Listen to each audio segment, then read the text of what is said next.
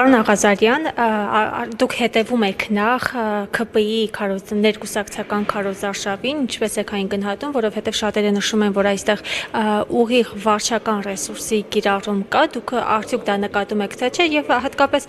կխնդրեմ շեշտը դնեք այն հանգամանքի վրա, որ Նիկոլ Փաշինյանը հայտարարեց, որ եթե ինձ չընտրեք, ապա սեպտեմբերին պատերազմ է լինելու։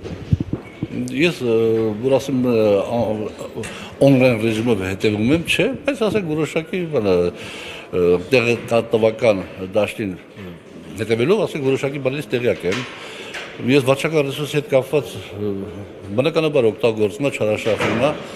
դա կանի յուրաքանչյուր իշխանություն եւ այստեղ շատ դժվար է գտնել որտեղ այն սահմանը որ դա խախտվում է։ Դե կարևոր հարցին, որ Նիկոլ Փաշինյանն ասում է, եթե ինքը չլինի, պատերազմ կլինի, մի կարճ վերլուծություն։ Նիկոլ Փաշինյանն ասում է, որ եթե ինքը չընտրվի, հիմա ավելի պլանական բարձր ասել, եթե համանդրական մեծամասնություն չլինի, ապա պատերազմ է լինելու։ Ակնհայտ է, որ մենք հասկանում ենք, պատերազմը պետք է հրահարի Ադրբեջանը, բնականաբար։ Իսկ Ալիևը պատերազմը հրահարելուց պետք է հետապնդի կոնկրետ նպատակներ, ինքը չի ուզենա իր երիտասարդներին հենց այնպես զոհաբերի, չէ՞ ասենք, թեկուզ քիչ քանակությամբ կարևոր չի, բայց ինքը կոնկրետ նպատակներ պետք է հետապնդի, որ այդ պատերազմի արդյունքում ստանա։ Այսինքն Ալիևը պետք է պատերազմանի, որ ինչ-որ բան ստանա։ Այն դեպքում, երբ որ Նիկոլ Փաշինյանն է ընտրվում, այդ դեպքում պատերազմ չի լինում, այսինքն հետևություն։ Ալիևը այդ ամեն ինչը ստանում է առանց պատերազմի։ Իսկ մենք գիտենք, թե այդ բաները, որ Ալիևը ակնկալում է ստանա, ինչի մասին է խոսքը, փախստականների վերադարձ, սահմանադրություն, անկլավներ եւ այլ եւ այլ եւ այլ։ Եվ այդ որոշում, այդ հանգամանքների ոչ ճշգրիտ, ոչ ճիշտ կառավարում այդ մարտահրավերների պետականությունը կանգնեցնելու է գոյության խնդրի առաջ։ Եվ հետեւաբար դա նշանակում է, որ Նիկոլ Փաշինյանը ընտրվելու դեպքում պետականությունը հաստատ լուրջ վտանգվում է պետականության գոյությունը, Նիկոլ Փաշինյանը չընտրվելու դեպքում շանս ենք ունենում այդ մարտահրավերները կառավարելու։ Եթե ժողովուրդը որոշի, ոնց վարվի։ Քաղաքական հետևանքները ծանր է լինելու։ Որ դեպքում։ Եթե պատերազմ լինի, եթե նա չընտրվի, այսպես ասած։ Չէ, դա մանիպուլյացիա է, պատերազմ չի լինի, որովհետև այսօր աշխարհում չկա մի հատ հիմար, Յոնը մեկ հիմար, որ մտածի, թե Հայաստանի Հանրապետությունը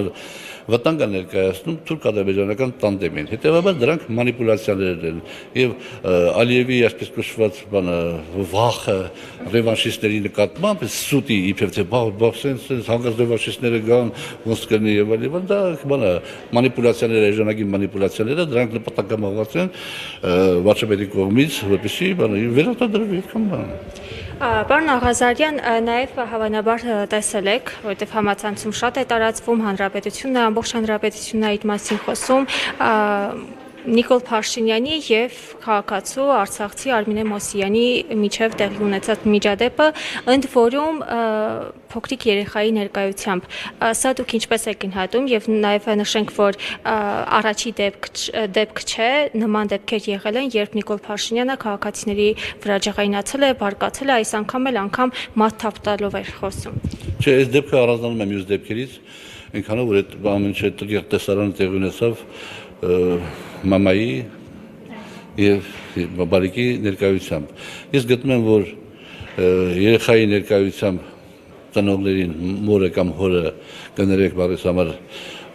նսեմացնելը դա մարդկայնության դեմ հանցագործություն է, դա մի կողմ։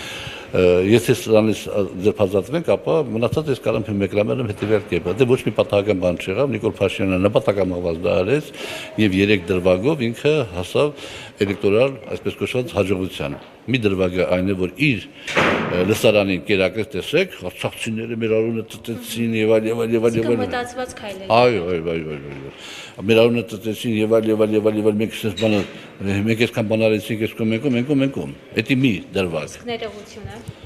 Իմ ասում եմ, մյուս դրվագը այնա, որ ընդդիմությունը տեսավ ինչ տղիղ բան անում, ասավ, արդեն Նիկոլ Փաշինյանը ջախջախված է, ոչ մի բան չանենք, սպասենք հունիսի 7-ին, ընտրվենք դառնանք դեպուտատ իշխանություն։ Այստեղ էլ առավելություն ունեցավ, որտեղ թմրացրեց ընդդիմությանը, շեղեց հիմնական ուղղություն, շեղեց, իր ուղին ուրիշ է, եւ ներողություն էլ այն ընտրազանգվածի մոտ, ասենք մի երկու ձայն փոկի նորից, ասի վարդ մարդը դες սխալվեց, ներողություն խնդրեց, ինչ անենք, ասենք սա հաշվարկեցա։ Եվ նաև Եվ հետո մտնում է էլեկտորալ նպատակ։ Համապետական ընտրություններին անդրադառնանք, արդյոք համաչափ է, արդյոք հավասար պայմաններում են մրցակցում ընդդիմությունը եւ իշխանությունը, որովհետեւ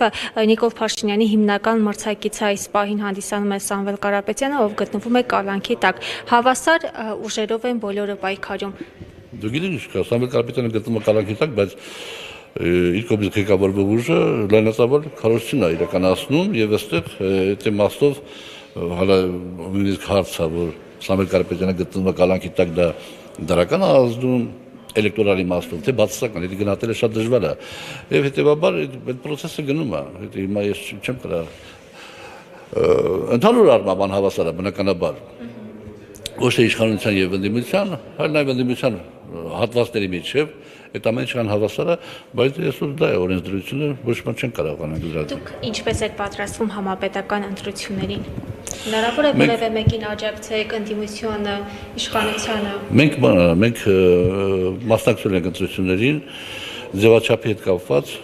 մենք որոշում կայացնենք երևի մի 10 օրվա ընթացքում մոտավորապես, որովհետև մենք փորձում ենք այդուհանդերձ, ասենք ինչ-որ մի միավորման հետ միանանք, եւ այդ միավորումը չի մեր ձևով շարժումը, Հայաստան դաշինքը չի, Գագիկ Ծառուկյանը չի։ Որն է հնարավոր Այն մնացածների միասնության թևեր, մյուսներ։ Այո, եթե բանը, բայց մենք չենք կարող նախաձեռնողականություն ցուցաբերենք, պարոն Ասլանյանը եւ ես, որովհետեւ ոնց որ ասում եմ, մեր քարը ծանր է, մենք այսպես կոչված դեռ շատ-շատերի համար հանդիսանում ենք Նիկոլ Փաշինյանի պրոյեկտ եւ հետեւաբար մենք ինքներս նախաձեռնողականություն չենք ցուցաբերի այդ ուժերի նկատմամբ։ Եթե իրանք հարմար կգտնեն, որ մենք կարող օգտակար լինենք եւ իրենց եւ ասենք ընդհանուր ասենք այսպես կոչված հաջողություն հասնելուն, ապա մենք պատրաստ ենք միացած ուժերի հետ, պատրաստ չենք մեր ձևովի հետ, պատրաստ չենք Հայաստան դաշինքի հետ, պատրաստ չենք Սերժ Սարգսյանի հետ կապված բանը, կամ եւ Գագիկ Ծառուկյանի շուտ։ Դիտարկվի, որ ձայներ եք փոշիացնում, որտեղ հիմնական մրցակիցները այս պահին մեր ձևովն է ուժեղ Հայաստանը, Հայաստան դաշինքը եւ Գագիկ Ծառուկյանը։ Դե եթե հարմար չեն գտնում, որ մենք ինչ-որ ձևով մասնակցություն ունենանք, դա նշանակում է այն կոնտեքստով, որ մենք հանդիսանում ենք Նիկոլ Փաշինյանի պրոյեկտը, ապա մենք կփոշիացնենք Նիկոլ Փաշինյանի ձայները, օգուտ ընդդիմությանը։ Երկրորդը, պարոն Ասլանյանը եւ ես, ասենք ինչ-որ մարդիկ չէին, որ կողքով քայլում էին, ասում են ինչա տեղի ունենում ընտրությունները, այդտեղ մասնակցենք։ Այդ իրավիճակը չի։ Մենք գործընթացների մեջ ենք եղել, մենք հորձանուտում ենք եղել շատ դեպքերում եւ հետեւաբար մենք չենք կարող հելնել եւ գնալ։ Ժողովուրդը պիտի մեզ ասի շնորհակալություն, մնացեք նաեւ քաղաքական թոշակի, եսաբանականից բացի, կամ ժողովուրդը կարող ասի, հələ ձեր կարիքը կա, մնացեք փորձեք օգտակար լինել պետականությանը, որովհետեւ մեզ թվում է, միգուցե եւ սխալ, բայց մեզ թվում է, թե մենք կարող օգտակար լինենք, հետեւաբար մենք չենք կարող սուսպուս կողք քաշվենք, հետեւաբար մենք պետք է մասնակցենք, բայց մի դեպքում մենք կարող ենք չմասնակցել։ Դա այն դեպքն է, երբ որ մեր առաջարկած ճանապարհային քարտեզի համապատասխան ընդդիմությունը համախմբվի, մեր առաջարկած քարտեզի համապատասխան ճանապարհային ընդդիմությունը համախմբվի եւ գտնեն, որ մենք մեր նկատմամբ վստահություն չկա, այդ դեպքում պարոն Ասլանյանը եւ ես չենք մասնակցի։ Ինչ ասենք, ասում աստուց կրակեք ուզում։ Իսկ բացի պարոն Ասլանյանից, ովքեր են ձեր կողքին, քաղաքական դեմքերից, հասարակական դեմքերից, ովքեր են։ Ես կարծում եմ, որ պարոն Ասլանյանի եւ իմ գոյությունը արդեն քաղաքական դեմքերի իմաստով հավասարակշռում է շատ ուժերի, նույն Գագիկ Ծառուկյանի քաղաքական ուժին է։ Օրինակ Գագիկ Ծառուկյանի բանում, այսպես կոչված որ կա այդ միավորումը որ կա, այնտեղ կներեք իլ անհամեցության համար ով է որ բանը ինձանից ուժեղ քաղաքական գործիչ է։ Կհրավիրեք այդ ինձանից ուժեղ քաղաքական գործիչին դեբատի։ Հրավիրեք։ Դուք գտեք թե ով է, ես մարտահրավեր եմ հիմա ներկայացնում իրանց, որովհետև հələ պատասխան չենք ստացել մեր ճանապարհային քարտեզի հետ կապված Գագիկ Ծառուկյանի եւ մեր ձևով միասնության թևերի մեջ ով է, որ ինձանից կամ պարոն Ասլանյանից ավելի ուժեղ քաղաքական գործիչ է։ Կա այդ մեկը, կանչեք դեբատի, մտ Ձեր առաջարկած քարտեզը որն է, ինչու պիտի նրանք գան ձեզ միանան։ Մեր առաջարկած քարտեզը հետևյալն է։ Մեր առաջարկած ճանապարհային քարտեզը հետևյալն է։ Ընդդիմադիր դաշինքները ամեն մեկը իր ցուցակով հուշագիր են ստորագրում, որպեսզի խորհրդարանական ծույլից հետո ձևավորեն ժամանակավոր կառավարություն, հավասարակշռված կառավարություն 4 ամսով այդ հուշագրի իմաստը ճակատի իմաստը կայանում նրանում, որ Նիկոլ Փաշինյանին հեռացնեն իշխանությունից, 4 ամսով ստեղծեն ժամանակավոր կառավարություն, 4 ամսից հետո նոր ընտրություններ եւ ժողովրդի դատին ներկայանան արդեն առանց վարչական ռեսուրսների, առանց ռեպրեսիվ ապարատի։ Ինչ ասա տալիս։ Սա տալիս հետեւյալը։ Ակնհայտ է, որ այսօր ընդդիմադիր ճակատում ամենադաշտում ամենաուժեղը մեծով շարժումն է։ Եվ իր շուրջ մարդիկ համախմբվում են։ X պահի մայիս ամսվա ինչ-որ օր իշխանությունները մեծ ձևովին հեռացնելու են բանից,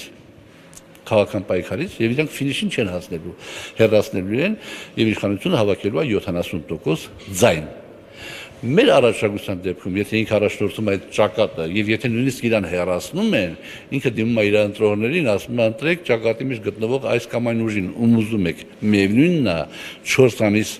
4 ամսով ժամանակավոր կառավարություն է ստեղծելու, որին իրանք նույնպես մասնակցելու են ըստ այդ հուշագրի եւ 4 ամիս հետո գան իշխանության։